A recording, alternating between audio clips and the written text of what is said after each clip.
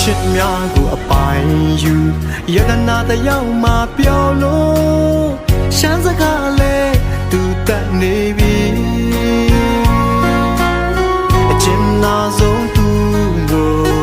ရတဲ့လုံးချစ်ဖို့ရွယ်ပါသည်ဟေးမန်ဆောင်လင်းပွေတွေကြခဲ့ရင်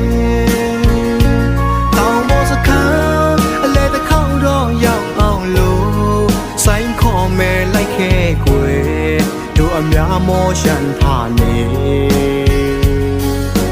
မောင်တန်တွေကြားရှင်တွေကမဲ့လေးအိုးစီတန်တွေကြားရှင်တွေကမဲ့လေးနောင်တို့အများချမ်းလေးရိုးရာဟန်ကပြောင်း